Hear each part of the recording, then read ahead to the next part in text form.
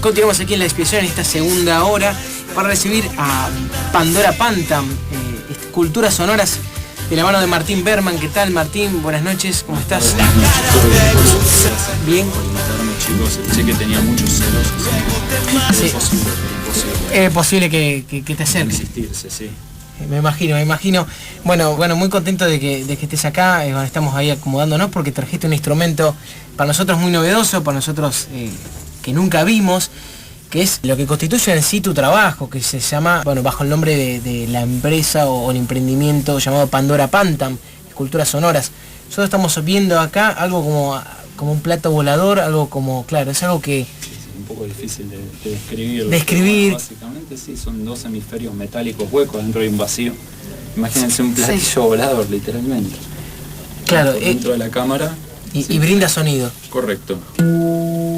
Bueno, contanos un poco cómo te interesás por estos instrumentos, si existen, si son creaciones tuyas, nosotros desde la ignorancia más absoluta, digámoslo. Así que... Bueno, obviamente en una era de digitalización que aparezca algo acústico nuevo es bastante interesante, ¿no? Y considerando que esto también es un instrumento bastante joven, el concepto nace en Suiza en el año 2001, de la mano de dos constructores que viven ahí en la cima de los Alpes, que tratamos de evitar de nombrarlos por una cuestión de copyright. Claro. Pero básicamente ellos desarrollaron este concepto derivándolo de lo que es el steel drum. Creo que todos hemos visto alguna vez estos tambores caribeños hechos de metal que se tocan con palillos, que son muy alegres, que se usan para tocar calipso.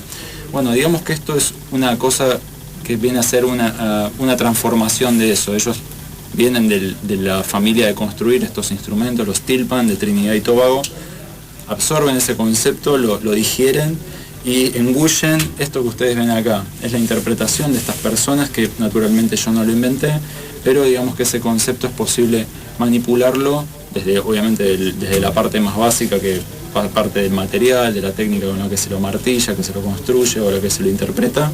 Tiene un abanico de posibilidades y de matices posibles que son por descubrir. Es un arte muy joven, está en desarrollo. Creo que todos los afinadores están en desarrollo, incluso los que están más avanzados y hace más años. Todos seguimos descubriendo cosas actualmente. Mira, ¿y de qué están hechas estas esculturas sonoras? Y bueno, ¿y cómo trabajan ustedes cómo trabajas vos con estas esculturas? Estos plexos, están hechos de metal, sí, en realidad aleaciones metálicas hay por millones, por algo hay gente que estudia ingeniería metalúrgica, sí. Pues si vamos a ponernos a investigar a nivel químico, esta charla se podría extender horas.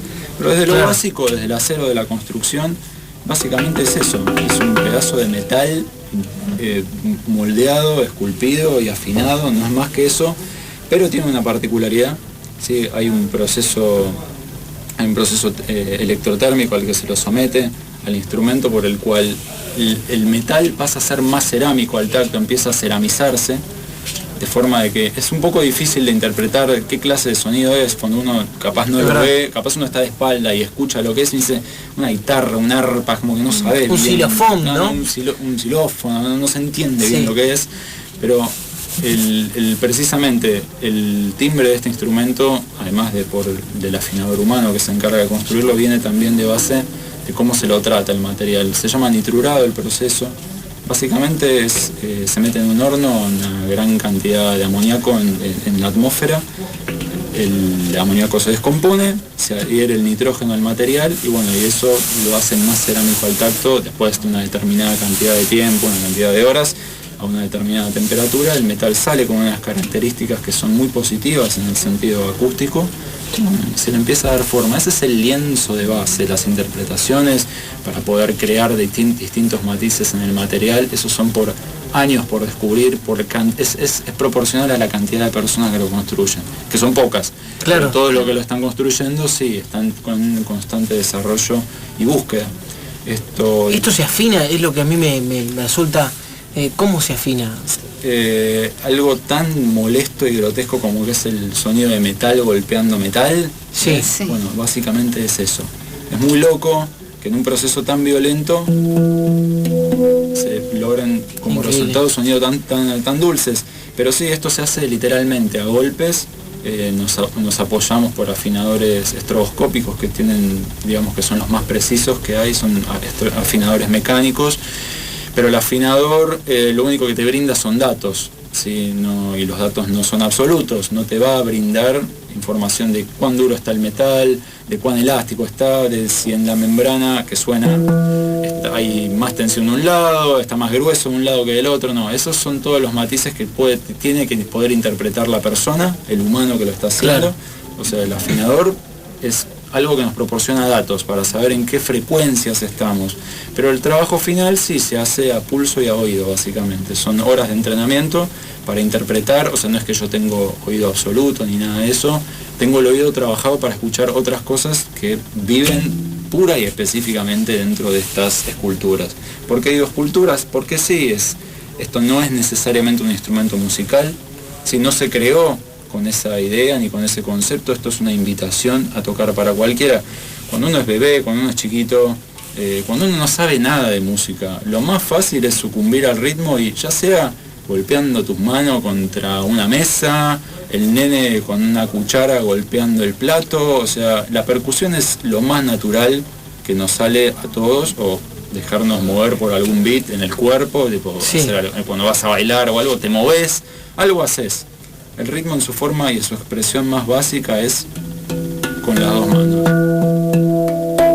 No hay que tener ningún talento, no hay que tener ningún amplio repertorio, no hay que tener nada, simplemente tener la paciencia de sentarse y explorarlo un instrumento. Esto que yo traje acá, bueno, debido al transporte con el que vine, solo estaba limitado a traer uno. Es la presentación. ¿Hay diferentes tamaños? Correcto, esto. Sí, hay diferentes tamaños, hay distintas, esto ustedes lo están viendo, no lo pueden ver los oyentes, pero bueno, esto tiene membranas, tiene notas, por así decirlo, en realidad son campos tonales, ahora iremos a eso. Pero esta es la presentación clásica, es la formación más básica que se hace, que acá ven 8 en total.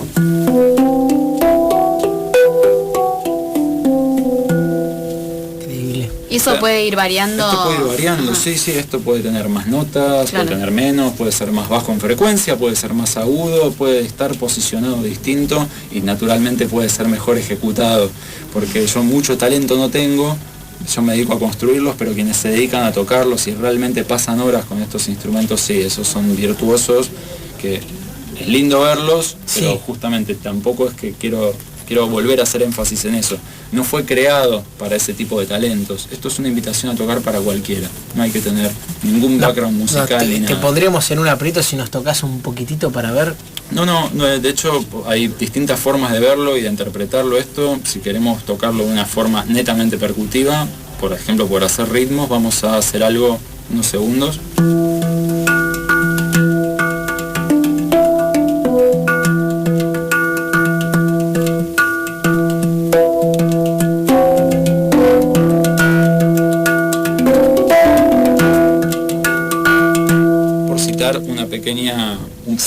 Un pequeño matiz, pero también lo podemos hacer más melódico. O sea, los instrumentos de percusión naturalmente digamos que no tienen notas, pero este sí las tiene, entonces podemos, acá es donde se junta lo que es la percusión y la melodía, y podemos buscar una ejecución quizás un poco más suave.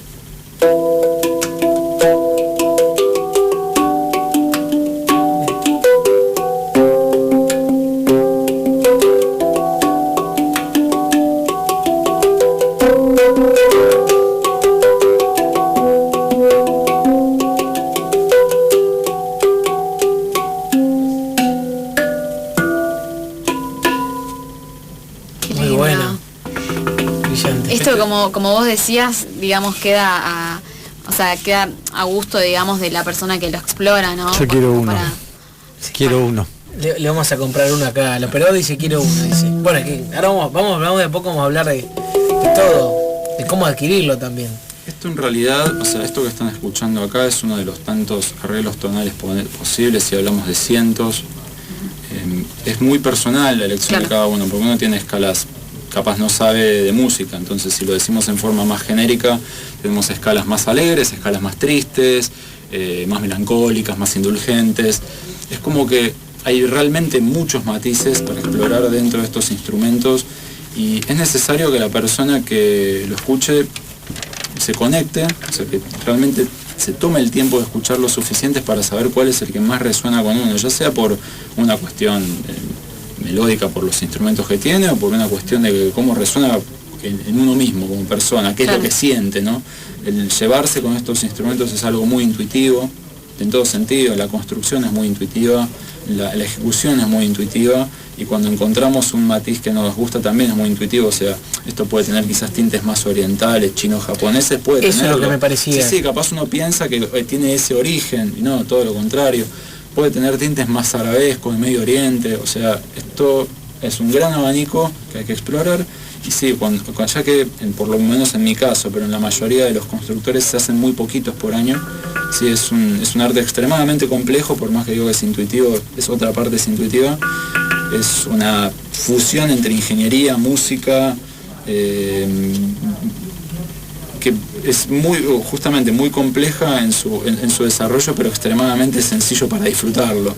Entonces, las escalas se construyen en base precisamente a lo que siente o lo que percibe cada persona. Se trata de hacer un instrumento personalizado en el sentido de que es una pieza que uno no es que la va a recibir y quizás se aburre y la vende la semana que viene por Mercado Libre. Se trata de preservar la pieza desde que es una extensión, es un espejo de la persona que lo está ejecutando, y que sea una pieza que tenga por los años por haber para disfrutarla y para precisamente formar una relación, un vínculo a través del instrumento para expresarse. Estamos conversando con Martín Berman, creador de estas maravillas llamadas esculturas sonoras de Pandora Pantam. Lo pueden buscar en Facebook, en Instagram, y si les parece, antes de... Qué maravilla, antes de seguirlo escuchando, vamos a escuchar un tema, ¿te parece, Martín? Y volvemos a seguir conversando sobre, bueno, un montón de cuestiones que todavía nos quedan pendientes. Bien por mí, muchas gracias. Ya regresamos. Comunicate con La Expiación. WhatsApp, mensajes al 15 5 765 2768 o llamanos al 4951 3139.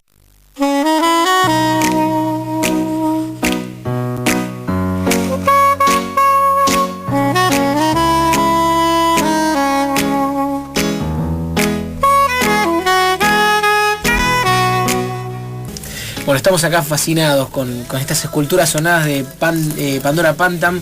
Quiero agradecer muy especialmente a Elida Medetieri porque nos ha recomendado, especialmente ella nos ha dicho, ¿por qué no prestan atención a este muchacho que hace unas cosas increíbles, tiene un sonido increíble? Y bueno, fue lo que pasó. Recién hablábamos un poco de la dificultad que yo veo, por lo menos a la hora de la construcción, veo algo que como bien dice acá Martín, son pocas las unidades que uno saca por año, decís. Correcto. Porque genera mucho esfuerzo. Yo veo que doblarlo así de esa manera que vos lo hacés, que para mí en laburos de mi trabajo particular me los rechazan por ahí, por doblarlo así, algo. O sea, esto tal cual lo mencionás no se puede ver a través de la radio, pero sí se partan de dos planchas de metal lisas que se pasan a ser dos formas convexas, semiesferas. Y sí, el metal, o sea, tiene un umbral para trabajar lo que es muy pequeño, pero tiene que ser muy preciso. Demora bastante tiempo hacerlo también por una cuestión humana. Realmente estar golpeando metal contra metal durante horas es enfermante. Sí, no importa que tengas los oídos protegidos, que naturalmente yo lo hago, si no ya estaría sordo, pero la vibración, los golpes, todos se te extienden por todo el cuerpo. Es una forma de trabajo muy antinatural también. Sí, o sea, hoy yo tengo 30 años, pero tengo las muñecas de una persona de 60, o sea, también, bueno, es muy necesario darse el tiempo para trabajar con cada pieza, ¿sí? Porque ya cuando los oídos están cansados y el cuerpo también, pues el trabajo es muy preciso, y si ya no estás en condiciones de ejecutarlo, pues tenés que colgar los martillos y irte, entrar otro día. Si bien uno me he desafiado alguna vez y he trabajado 24 horas de corrido, no es algo que esté bien hacerlo, por uno ni por el instrumento, pero bueno, a veces bajo presión uno se encuentra en determinadas situaciones, pero sí, cualquier constructor en la faz de la tierra se está tomando, si está trabajando solo o parcialmente acompañado, se toma el tiempo para hacer uno cada 10 días, una semana, en una cantidad de dosis saludables. Pero, No, bastante bueno, igual, y yo pensé sí, que era sí. mucho menos. No, pero bueno, igual convengamos que tampoco uno trabaja todas las semanas del año. A mí me venían escribiendo y les dije, muchachos, háblenme en 3 meses. O sea, cerré la persiana y apagué el cerebro porque ya no me daba a principio de este año. Entonces sí, uno necesita tomarse el tiempo para regenerar, para reinterpretar también.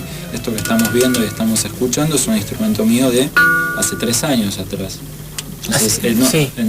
Si bien no quiere decir que sea mejor o sea peor, quiere decir que hoy mi grado de introspección en el arte se ha desarrollado un poco más y hoy soy capaz de hacer otros conceptos capaz más complejos o con otro tipo de cualidades tímbricas que también se buscan, o que capaz algún músico en particular me está pidiendo algo muy particular. Entonces yo hoy capaz soy más candidato a poder enfocar a hacer trabajos más complejos, más personalizados o cosas que realmente hoy no existen.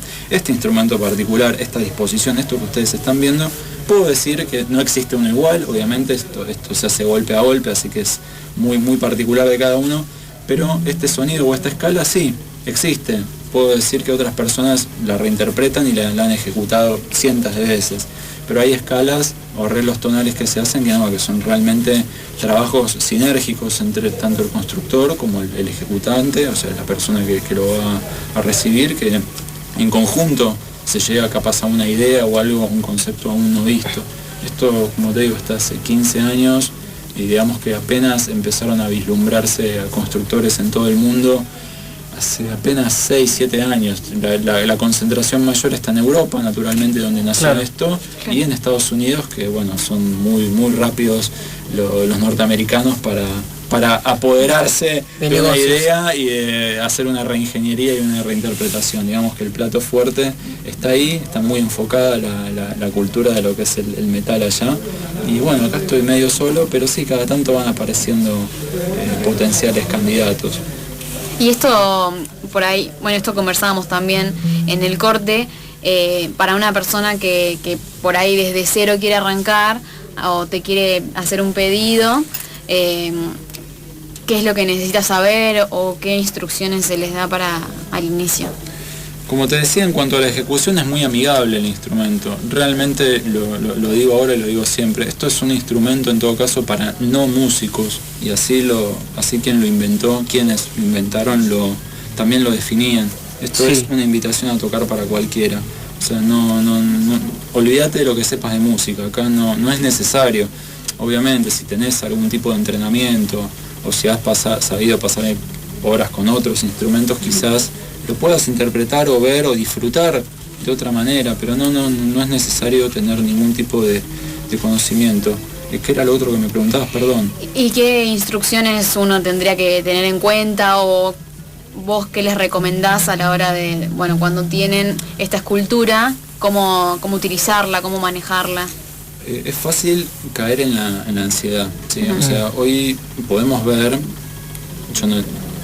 quizás no estoy en posición de criticar a nadie, pero capaz hoy empezamos a vislumbrar lo que es el Made in China, sin obviamente ensañarme con lo que... No, igual, hay más que razones. Lo que estoy diciendo igualmente lo digo en forma metafórica de tipo, llame ya, tipo lo hago uno tras otro, 0800. Bueno, naturalmente hay un nicho, si bien en mi caso esto no es un negocio, esto es algo que simplemente es un evento que pasa en mi vida, cada instrumento que hago, hay gente que se encuentra en otra situación, en otro contexto y bueno, tiene que empezar a vender, a fabricar, vender. Correcto, obviamente esto lleva a que las personas capaz ven un instrumento en internet y lo compran tan rápido como lo ven. No se toman el tiempo de saber qué están comprando o piensan que es todo lo mismo. Capaz ven la foto y dicen, mira, es esto. Bueno, los mayores chascos que me he llevado y que aparecen en mi taller son esos. Gente que compra instrumentos por internet, por eBay, posiblemente, de países del sudeste asiático, se hacen como muy rápido y no se hacen bien, se cobran fortunas. Entonces, más el envío hasta acá, digo, ¿no? Más los envíos, más lo que quieras, porque ni siquiera es enviarlo, capaz es simplemente verlo ahí, porque lo hacen para atraer turistas, algo, lo ven en alguna peatonal y lo compran sin siquiera pensarlo. Eso ocurre mucho más seguido de lo que uno cree. Entonces, yo en realidad cuando me escriben, me decís, Martín, soy un cero a la izquierda, explícame por favor, yo tengo un pequeño blog, se puede visitar, está directamente ahí, ya sea en Facebook o en Instagram, está el link. Es un pequeño blog informativo que yo de a poco lo voy actualizando. Si bien son experiencias personales, criterios, en realidad globales, no solamente míos, son algunas fuentes que yo voy citando y voy replicando, pero sí hay una serie de cosas en las que hay que estar atento, que te pueden ayudar a discernir muy rápidamente, con una breve lectura, qué podés estar atento para saber que una venta es fraudulenta o no lo es, si un instrumento es bueno o no lo es. En todo caso, dónde preguntar, porque la comunidad de esto en sí es bastante pequeña, pero está muy concentrada, la gente tiene muy buena onda en el global de la gente, quiero decir, en el planeta.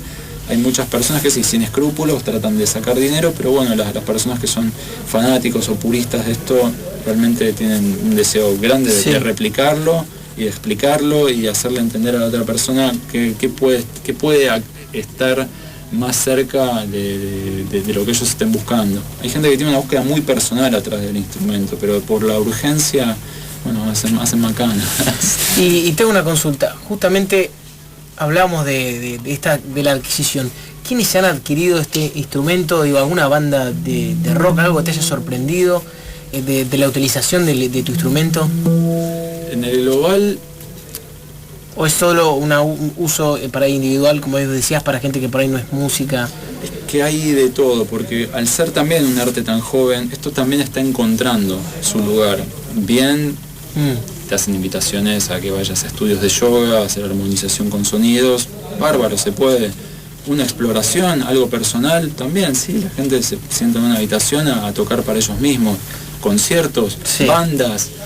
Sí, la verdad es que hay de todo. Yo en lo particular, esto es un elemento muy sensible, viste que lo tocas o estornudás en un rincón de la habitación y esto ya empieza a vibrar. Entonces, para mí ponerlo en un escenario, al lado de un parlante o al lado de una batería o al lado de un amplificador, ya esto simplemente empieza a vibrar por sí mismo y se empieza a generar toda una sopa de armónicos que no está buena. A mí en lo personal me parece que el instrumento está hecho para tocar en determinados espacios o en determinados contextos, pero eso no es un absolutismo para nada. Yo no tengo la verdad de nada. Claro. No te digo, yo no me dedico a tocarlo, yo me dedico a construirlo para gente que lo toca, que es distinto.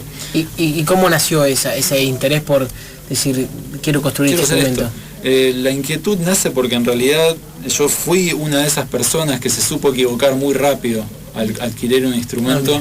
Porque si bien yo no es que construí toda la vida, alguna vez fui un soñador, quedé muy tocado por el sonido de este instrumento, pero del original, ¿sí? Del que habían inventado en Suiza. Era tal la urgencia mía de conseguir uno que compré uno medio pelo, que me vino desde Indonesia, vino en barco, vino tambaleándose en un barco durante 3 meses, llegó hecho pelota, pero llegó.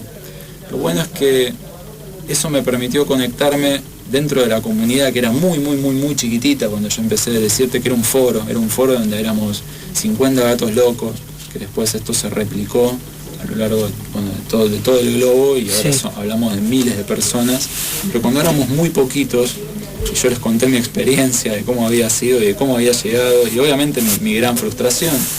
Una persona en Rusia que yo no conocía, ni de nombre, ni de apellido, ni de cara, ni de nada. Sí había visto en internet que esta persona había construido un instrumento, un prototipo. Para nuestra sorpresa, para la pequeña comunidad, era una gran sorpresa porque pese a los arcaicos métodos que utilizó y a la simpleza del instrumento, sonaba muy bien. Esa persona por ningún motivo me escribió a través del foro, por privado, decirme, che, veo que tenés un problema. Che, no, obviamente la persona es de Rusia, así que esa jerga no la tienen, pero muy amablemente se me acercó y me dijo, veo que estás en problemas, creo que te puedo ayudar. Me ofreció su ayuda por ninguna razón, simplemente porque le nació. Podría haber elegido no hacerlo, pero me dijo, vos vas a hacer mis manos y yo voy a hacer tus oídos. A través de Skype acordamos un día y básicamente yo lo que hice fue reventar a golpes, literalmente, a golpes de martillo de mancuerna para hacer ejercicio, porque tenía una buena curvatura la mancuerna que se acoplaba a los golpes que había que darle. Yo simplemente le empecé a pegar a esto con un desconocimiento total. Me dijo, simplemente tenés que ser lo más preciso posible, donde yo te voy a señalar, tenés que golpearlo. Y bueno, y en una sesión de Skype de 5 horas me ayudó a parcialmente repararlo. Yo no entendía muy bien, obviamente hoy en día veo que el trabajo en sí, si bien fue muy básico, dentro de todo fue aceptable. como para poder levantar el instrumento y que sobreviva. ¿Está ese instrumento todavía como un recuerdo? No lo tengo, no lo tengo. Es un instrumento que pasó por un par de manos, pero sí lo he visto recientemente. Existe la leyenda, existe el mito, pero no, por ahí está dando vueltas. No lo extraño, el instrumento, pero sí, claro. Si bien el momento fue bastante estresante, porque obviamente también, como bien supe decir, que lo paga una fortuna. Pasa. En ese momento que estás tipo soñando y querés hacer algo nuevo, innovador, que te lleve algo destruido, es una gran frustración. Pero digamos que el puntapié para conocer a esta persona, que se llama Víctor, fue el instrumento. A mí Víctor fue el que encendió en cierta forma mi chispa, porque digo, ¿qué acabamos de hacer? ¿Cómo ocurrió esto? Y a partir de eso, digamos que hay que mandarle un agradecimiento a Víctor, me parece. Sí, una visita le debo al viejo Víctor. Qué interesante esto que nos comentás de esta anécdota, porque vos en la página recalcás mucho esto de informarse bien, ¿no? Porque hay mucha información errónea que circula, hay gente que tiene el objetivo nada más de vender, entonces, bueno, gracias a tu experiencia y vos tenés ganas de que la gente compre cosas buenas, se informe bien. Eso me parece interesante e importante resaltar, ¿no? Que también me llamaba la atención de que está escrito en la página. Para ser un poco más específico, yo ni siquiera es que lo vendo o que alguien viene a comprarlo. Cuando alguien se sienta, yo suelo tener una charla con las personas que vienen al taller y les digo, yo te voy a prestar un instrumento y vos me vas a prestar dinero. El día que quieras tu dinero de vuelta yo te lo doy, y el instrumento, si está en condiciones, yo te lo recibo, te lo pago exactamente lo mismo que lo pagaste. Porque también había cierta especulación en el mercado antes, había tan poquitos que muchas personas llenaban las listas de espera, ni bien recibían su instrumento, al otro día lo vendían por el doble o el triple del precio. Claro. Esto pasaba mucho. Sí. Es bastante chocante, se lo dice flipar en la jerga. Flipaban los instrumentos, llenaban listas y vendían, y obviamente vos imaginate que una persona te lo entrega por decir 1.000 y al otro día lo está vendiendo en internet a 3.000. Que se lo compran inmediatamente. Ahora capaz hay más oferta, pero en su momento esto era una constante. Instrumentos que se han pagado en su momento 700 euros, ver cómo se van por $10.000 era una locura.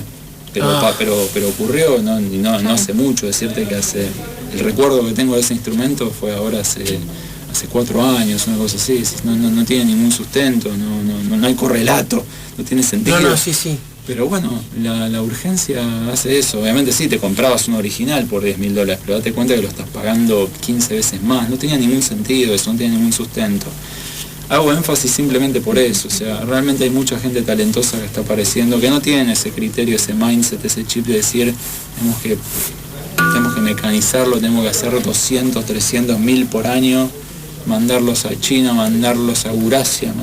No, ¿qué es? Esto, o sea, si a mí me decís, Martín, ¿dónde está esto? Está en una banda, te puedo decir capaz un par de nombres, pero en realidad no tiene, yo no lo hago para que lo tenga gente famosa y que lo muestre, que me diga, esto lo hizo Martín. Yo los hago porque lo hago, por el afán de mejorar y porque tengo una inquietud.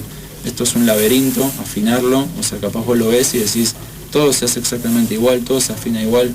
No, realmente es un laberinto trabajar cada una de estas membranas. Digo membrana, capaz el oyente dice que es una membrana, es una de estas notas, que estas notas no son notas como tales, son campos tonales, son muchas notas que viven en la misma membrana. Claro. Todas esas tenés que alinearlas para que suene, y la interpretación que tiene cada una de las personas que lo construye para cómo se pueden manipular estas variables genera el timbre o el sonido característico de cada uno. Y muchas personas están trabajando muy a conciencia en eso para hacer instrumentos buenos, accesibles, ¿sí? Porque también uno de esto antes lo veía en una vitrina y era como lo intocable. Vos capaz lo agarrabas o lo pedías prestado y ni lo toques porque era algo sagrado. Salió tanto que... si lo tengo que arreglar lo tengo que mandar a Suiza, o sea, era una locura antes. Fíjate que yo pedí el instrumento de Indonesia y no es que lo iba a mandar de vuelta a Indonesia, era una locura mandarlo y pedirlo de vuelta, lo tuve que reventar a golpe yo, no me quedaba otra, era lo más sensato. ¿Te parece escuchar un poco más? ¿Tenés algo más para ahí? Yo no tengo un repertorio, simplemente vamos a tirar un poco de impro, pero sí. Te escuchamos.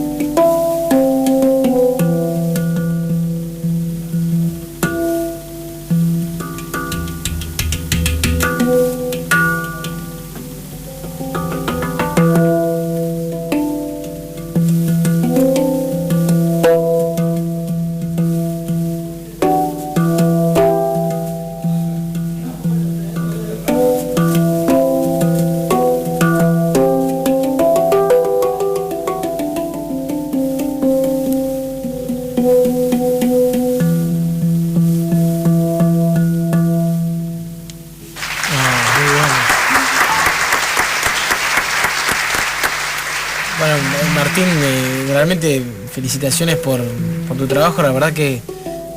Otra cosa no me sale, o sea, me pones a hacer un sándwich y estoy perdido. No, nada. Pero realmente creo que tenés talento para esto, porque es impresionante el sonido armónico y creo que te transporta, ¿no?, a un momento cero, ¿no? Te Como que te olvidás. Te saca 2 nudos de la espalda, pero no es talento, es ser insistidor, realmente, o sea, esto ¿Se puede grabar de aire? Montañas de sacrificio y de basura, pero sí, es llevar muchos de estos a la basura antes de siquiera poder ejecutarlos. Es eso, hay que insistir, hay que trabajar. Es algo meramente meritocrático, en ese sentido, sí. Es una porquería, pero sí es proporcional el resultado al esfuerzo que uno hace. O sea, hay talentos, realmente hay talentos. El tipo que a mí me incentivó a hacerlo, sí, él es un prodigio. Ah, si continúa él también haciéndolo. Sí, él lo continúa haciendo y naturalmente él está a otro nivel. Tiene otras herramientas, tiene otro tipo de disponibilidades que yo no tengo, y obviamente es una cuestión de contexto, porque convengamos que yo los hago muy a conciencia, pero en el global, en lo que es el mercado global, yo los ofrezco un poco más baratos de lo que son en realidad. Entonces, obviamente un tipo que está ya prácticamente en el limbo, en la cima, tiene la posibilidad de quizás manejar otros números que le permitan, obviamente, desarrollar otros materiales, claro, desarrollar herramientas nuevas o u otro tipo de ideas más interesantes, ¿no? Y el espacio que tiene atrás sirve como un apoyo, pero al mismo tiempo son distintas formas también de... Esto, lo que vos estás viendo en la parte de abajo, es la cámara, sí, es el resonador, pero sí, también a modo de... El Udu Drum, que es este tambor, no es un tambor, es una vasija que se toca, que se le pone agua en África para hacer ritmos. Sí. La parte de abajo no se va a apreciar en este bajo del micrófono, pero sí, esta parte también se la usa para hacer percusión. Ah, también del otro lado también se puede utilizar. También se hacen notas, en algunos casos también se le hacen membranas. Pero sí, digamos que la ergonomía y el instrumento sí está todo pensado para que confabulen, que no es un apoyo simplemente. Claro. Es el resonador, es la cámara, pero está hecho para ser tocado así. Que además, o sea, hay un fenómeno físico todavía acá que se manifiesta, la resonancia de Helmholtz, que la resonancia se cambia con la apertura de las piernas.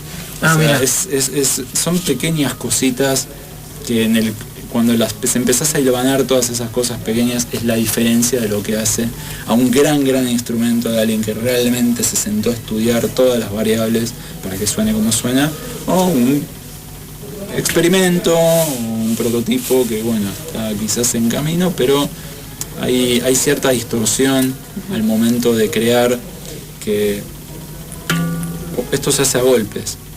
Y creo que también la persona que lo hace, a mí me ha pasado también, llegaba a un punto en el que no lo querías pegar más, porque ya es como, no, ya está bien, si sigo pegándolo lo voy a romper, ya basta. Sí.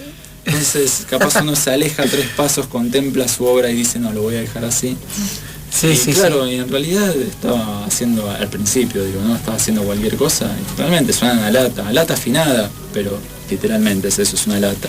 Hoy en día hay unas cuantas latas dando vuelta. A veces vienen al taller algunas latas. Averiadas vienen. Averiadas, sí, ya en realidad nacieron averiadas. Pero ese es el momento más duro de transmitirse a algunas personas. Mira, esto al principio que hacía yo no era lo mejor. No, pero no, igual no hablo de mí, no hablo por mí, hablo porque hoy en día yo cuando empecé a construirlo sabía a conciencia que lo mío no era capaz, no estaba acorde para salir del taller de las manos de una persona. Eran las primeras, por ahí. Exactamente, pero no, la distorsión a la que me refiero es que muchas personas lo primero que hacen es lo primero que venden, es así de simple. Sí. Y es un proceso, realmente en ese sentido se perjudica mucho en lo que es el instrumento en sí mismo, porque una persona que está por la calle y escucha un sonido latoso que emite algún sonido o algún armónico, capaz lo ve en la calle y dice, siguen de largo. Sí. Casi es a veces presenciar ese tipo de situaciones es casi un insulto al arte en sí mismo, porque ese no es el sonido natural, o ese no es el sonido que debería percibirse. Claro.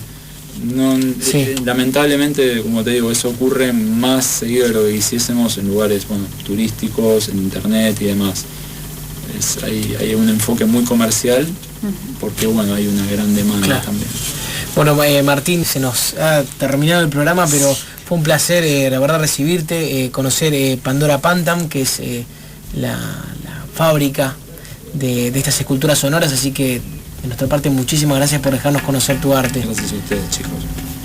De mi parte también agradecerte por haber venido hasta acá, por darnos tu tiempo para conversar, para regalarnos un momento de esta escultura, que nos cuentes un poco sobre tu trabajo y la verdad es que muchísimas gracias. Tiempo sagrado es recíproco, gracias a ustedes también, chicos.